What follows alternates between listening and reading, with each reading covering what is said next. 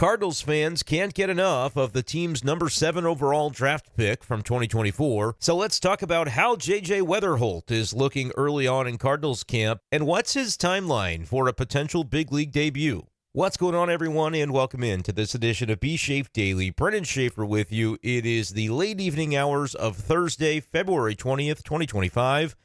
Let's talk about it because this is the guy that all the Cardinals fans want to hear about anyway. So after seeing JJ Wetherholt take a pretty good live batting practice session this afternoon, I'm not going to fight it anymore. Not tonight. We're going to dive right into it and talk about JJ Wetherholt's spring so far, acknowledging the fact that there have not been any games played. I know that y'all want to hear about him, so I'll give you my impressions of what I saw, in particular today, and what we heard from Oliver Marmol as well. Kind of a fun little anecdote from Thursday morning that the Cardinal manager shared with the media assembled down here in Jupiter, Florida. So we'll talk about that, and I'll give my take on what the 2025 season might look like for JJ Wetherholt. A lot of Cardinals fans in these comments here on YouTube already want to see him make the opening day roster. I'll give you my legitimate take on the viability of that and why having a little bit of patience is probably the best way to handle this. But note that I said a little bit of patience. I didn't say a lot, but let's not jump the gun on this one. I'll talk JJ Wetherholt on this episode of B-Schaeff Daily, and we have been giving you Cardinals content every single day that I've been down here in Jupiter, Florida, covering the Cardinals for KMOV, for Sports Hub STL. Make sure to subscribe to this YouTube channel for all of our future Cardinals content. We'll be hitting it hot and heavy throughout the 2025 season, including spring training, even after I go back to St. Louis. This is the place to be for your Cardinals coverage. So hit that subscribe button, and if you enjoy our coverage and would like to support the work that I'm doing, consider subscribing with a channel membership as well. Hop on into the B-Schaeff Daily Discord. All of that information is available in the video description below. Appreciate you guys so much for being with me here. Okay, let's talk about Thursday. The day began with the Cardinals actually having some batting practice and some drills, a little bit of workout session in Roger Dean Stadium, the actual minor league park that's used for spring training down here, because this morning the Cardinals were all measured for the upcoming ABS challenge system, which is going to be implemented during spring training. Now, this is something that they used throughout the minor leagues last year, and rather than go to full robotic umpires, they're dipping their toes into the water of this technology, and it's going to be a challenge system in spring training where each team will have 2 opportunities per game, whether it's the batter, the pitcher, or the catcher, to challenge a ball strike call made by the home plate umpire. And this is a process that should take anywhere from between 15 to 20 seconds to get the solution, the resolution on whether the pitch was called correctly. And it's going to be interesting. You have to do it instantaneously, so you can't look in to see what the manager thinks like you would normally do for a challenge of a play on the field. This has to be instantaneous. So a couple of times per game we might see this. There are a number of spring training sites that will have this technology available. Roger Dean Stadium is one of those stadiums, and so we'll see this with Cardinals games soon. But they were measured for their height, because the strike zone is based on the height of the player. The width of the zone is the same for everybody. I believe I read this from Anthony Castrovins of MLB.com. The lower portion of the strike zone, we think of, it's around the knees or the kneecap, right? Well, they say 27% of the player's height. That is the bottom of the strike zone. The top of it is around 53.5% of the player's height. Again, they were measured. I believe they go through one measurement, and then there's like a biometric company that does a double check on the measurement to make sure everything is accurate. And it's kind of interesting, too, when you think about it, because there is no consideration for what about the player's batting stance? What if he gets down into a real low crouch like a Jeff Bagwell used to? Well, it's just based on the height. So could have some interesting discrepancies, I think, between what the umpires call versus what the ABS system and the challenge system is going to entail. But that's a story for another day. I mention it because we were inside the dugout of Roger Dean Stadium when Ollie Marmol, before we even got really going with his media availability for the day, he mentioned that Daniel Descalso, Cardinals coach, had a homework assignment for both JJ Wetherholt and Chase Davis, another Cardinal prospect, where the two of them basically gave a report, one on Ozzie Smith, one on David Freese, who showed up in the last day or two to Cardinals camp and is down here as a special instructor. And Wetherholt had Ozzie Smith. Chase Davis had David Freese, and those two gave their reports, basically speaking in front of the team on what they learned about those two players after researching them. Legends of Cardinals history, obviously, but these guys are young 20s and maybe not fully understanding of the scope of the history behind Ozzie Smith, behind David Freese, two former Cardinals who are right now down here in camp working with the team.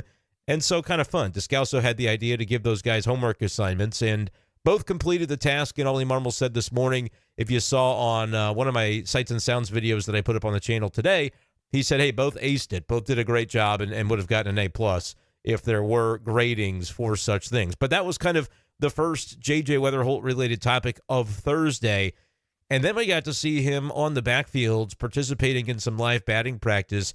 And one of the pitchers that he faced off against is Nick Anderson, who is the veteran MLB reliever that the Cardinals signed to the minor league contract. But according to Ari Alexander, I remember his report from the day that signing was announced, a $1.1 million contract for Nick Anderson if Anderson ends up making the Cardinals opening day roster. So that's a little bit more than just a major league minimum salary. He's guaranteed more than that if he's able to get through spring healthy and the Cardinals decide to make the roster move, adding him to the 40-man and ultimately the 26-man roster for opening day. We'll see if that ends up happening. I don't think what happened today was any indictment of Nick Anderson necessarily or his likelihood to make the team, but it is to be noted that JJ Wetherholt roped an opposite field line drive off of Nick Anderson, one of a couple of hard hit balls that I saw JJ have today. The other was not off of Anderson. I'd have to go back and consult my list to see exactly who was pitching at the moment that Wetherholt connected for another line shot, but I'm not going to do it right now because that paper is somewhere scattered to the wind in this Airbnb that I'm in down here in West Palm Beach. But JJ Wetherholt with a really nice swing. I have plastered this play, or this swing rather, all over social media, whether it's my TikTok, my Twitter, YouTube. You've seen it by now, and if you haven't, you could certainly find it. I'm at B-Schaefer 12, anywhere you want to find my Cardinals content. But JJ Wetherholt with a nice swing and holding his own against a veteran MLB reliever was pretty cool to see, and it's probably only going to stoke the flames from Cardinals fans that believe, hey, JJ Wetherholt has got to be in the big leagues this year. He's got to start on the opening day roster. Let's have a quick conversation about that right here. Okay, so JJ Wetherholt had his age 21 season last year. He's 22 years old now, turns 23 on September 10th. So late in the season will turn 23. I say it was his age 21 season, but really it was only a partial season because last summer was when he was drafted. Was drafted out of West Virginia of the Big 12 Conference and put up some really gaudy numbers in his 3 years at West Virginia as a Mountaineer. Was ridiculously good in his second year at West Virginia, had a 1304 OPS, and then you'll recall was considered as a possibility for the number 1 overall draft pick, had a pretty severe hamstring injury that, as he recovered from that, tanked his numbers a little bit. I say tanked. He had a 1061 OPS in his final year at West Virginia. Still some really good numbers, and the ability was obviously there, and the injury is behind him. So it's not a case where, you know, there should have been really a lot of injury concerns related to that hamstring that he had since recovered from. But he ends up dropping to the Cardinals at number 7 overall, which a lot of people seem to think is going to go down as a blessing, as the Cardinals end up, even though they were outside the top 5, they could have been a couple of slots higher if they didn't have the lottery luck go against them. They end up with a number 1 overall caliber player, many people think, in Wetherholt, who the Cardinals are going to allow him to stick at shortstop for as long as possible, but he could play second, he could play third. Be very interested to see if we do get to see him in Grapefruit League games and the extent to which that ends up being the case. We'll find out here soon enough as the Cardinals kick off Grapefruit League play on Saturday. But the left-handed hitting, right-handed throwing infielder, who by Baseball Reference anyway is listed at 5'10", 190 pounds, looks built in person. Not a super tall guy, but certainly filled out and a guy who is going to continue to grow and get stronger, you would have to imagine, in terms of just growing into his own strength. But this past season, he was at Low A Palm Beach.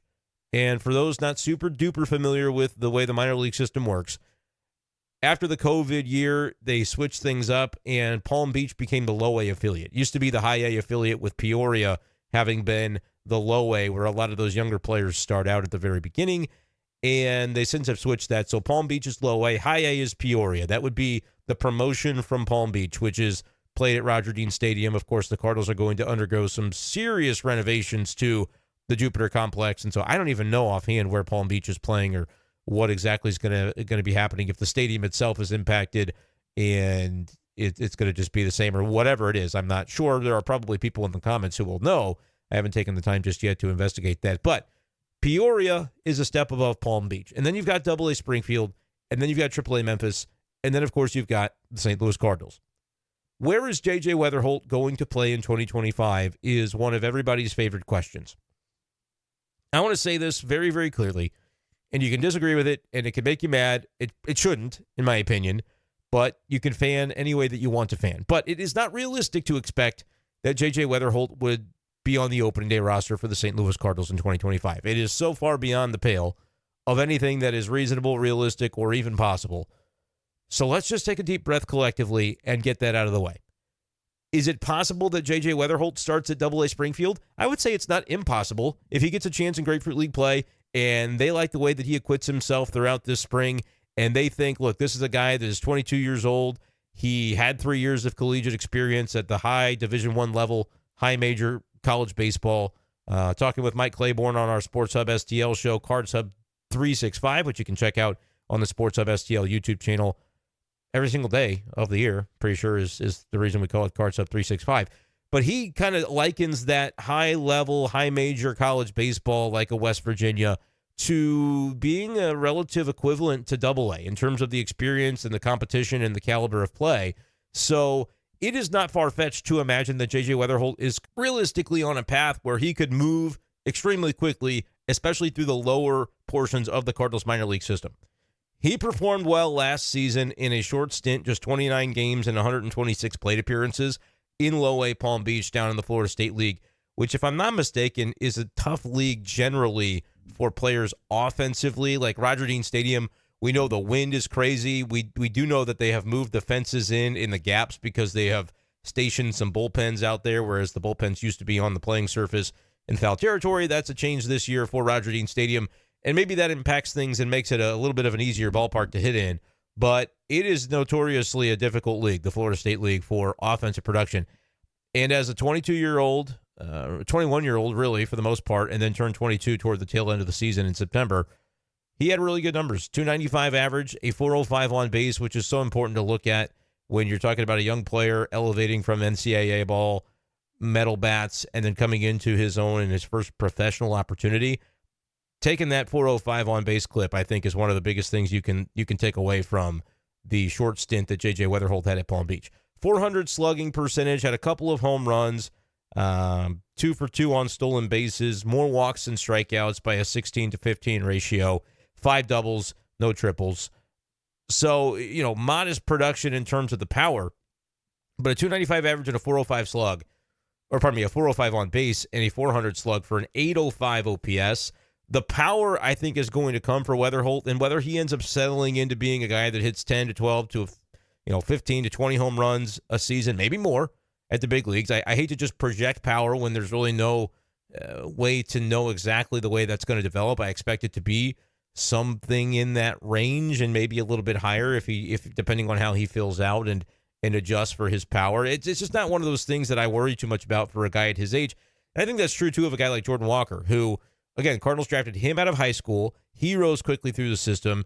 Jordan Walker is still, 22 years old? I don't know that he's all that much older than JJ Wetherholt, if he is at all, but I'm about to look up his exact age and birthday just so it's on the brain. 22 years old, turns 23 in May, so Wetherholt is a September birthday, Walker a May birthday, so, handful of months. Jordan Walker is Wetherholt senior, but Walker has been playing professional baseball for a number of years now. Wetherholt is still just kind of getting his feet wet. That's what last year was for JJ. Where will the Cardinals start him? It's either going to be Peoria or Springfield. It's not going to be St. Louis. He could have the greatest camp in the history of the world, and I would be shocked if the Cardinals would bring him up right away. All right? And I'm not saying it's wrong to want it and to look at the Cardinals this offseason and say, but Brenden, they did nothing. I need something to be excited about. In due time, JJ Wetherholt is going to get his shot. And I won't even sit here and tell you that it would be impossible that JJ Wetherholt's debut season is 2025. I'm not going to sit here and tell you that it would be impossible. Is it unlikely? I would say it's more likely than not that you're waiting until 2026. And again, all of this is still contingent on him having the trajectory and the performance that dictates his moves up the system quickly. Think Quinn Matthews from a pitching perspective last year, starting at A-ball and moving all the way up to AAA before the end of the season. I think there could be a similar type of year for JJ Wetherholt, where if they start him at Peoria, it's for a quick cup of coffee, and he performs well, he's up to Springfield, right? He performs in Springfield, could see AA before the end of the season, certainly. Or pardon me, could see AAA before the end of the 2025 season. And there's a world in which he does. He progresses all the way through, and the Cardinals want to debut him later on in 2025. Historically, with the way this organization operates, I just think it would be really jumping the gun to think it's going to be any time earlier than, that late summer, September call-up, August at the absolute earliest, unless this kid just shows out and is one of the stories of baseball. Ascends by midseason to, I know he's like a top 25 prospect according to some of the lists that have come out. If he's the number one prospect in baseball and just doing things that we just haven't seen, yeah, sure, I guess anything's possible. But I think that's a lot of pressure to put on a guy, even a guy with his potential. I think Wetherholt's got a ton of potential. I think everything that we have heard about him and from him has been the right stuff. And the way that he is acquitting himself in camp, I think people are really impressed by just the way that he carries himself, the edge that he brings, and just for a young guy having that sort of personality and ability to just kind of take things as it comes. There's a lot to like about JJ Wetherholt from what we have heard, but we've got to recognize we have not even seen this kid in a Grapefruit League game yet. I don't know the extent to which the Cardinals are going to play him. I'd like to think that there's going to be some opportunities here. That's why he gets the big league camp invite. And if you're the Cardinals, I think you play him a bunch. In my opinion, he should be the kind of guy that's finishing a lot of these games where your starters and your veterans are kind of out of the game after the middle innings, and give reps and opportunities to a guy like JJ Wetherholt. I hope that's what the Cardinals do. I don't know exactly how much that's going to come to fruition. We're going to get to find out sooner than later as the Cardinals start things up on Saturday at Roger Dean. But I just think I want to preach a little bit of patience. Like I said, not a lot, because it's reasonable to have lofty expectations. But if you're asking debut, no, it's not going to be at the beginning of this year. I would just be stunned. And look, if he's on the opening day roster, y'all can come back to this video and comment on it and say that I was a complete, brainless idiot and that I should have seen this coming, and the Cardinals are going to start him at second base on opening day, right? But I think this is a perfect kind of timeline. As people worry about, another thing I've seen in comments is, well, what are you going to do? Because he's playing shortstop, but you have Mason Wynn, so he's not going to end up being a big league shortstop. You got Arenado still here at third. He's kind of clogging things up for a guy like Gorman. Donovan can play anywhere, but you can't have all those guys play the infield. What are they going to do about Wetherholt? They got to find somewhere to put him. And, Thomas Sajaci is also around. Everybody just take a breath. That would be my recommendation, because I think a lot of things are going to get figured out for the Cardinals this year. You're going to see a sample size of Gorman. You're going to see more Donovan to where the Cardinals. And look, I think the Cardinals should build around Brenden Donovan. I think he is the exact type of winning player that is very critical to a major league team's success. You like having guys like him around. And in my opinion, he's somebody that the Cardinals should extend long-term. He said this spring that he was open to it. The Cardinals never really broached it. I'm not surprised they didn't broach it, because it's going to be a Chaim Bloom decision, not a John Mozeliak decision, as they kind of clear the slate for what that next regime coming in is going to have a chance to do. But if Brenden Donovan has a solid year, he's somebody that I would be signing up for an extension. But I think we're going to learn about Donovan a little bit. All right, what's his season look like? We're going to learn more about Gorman.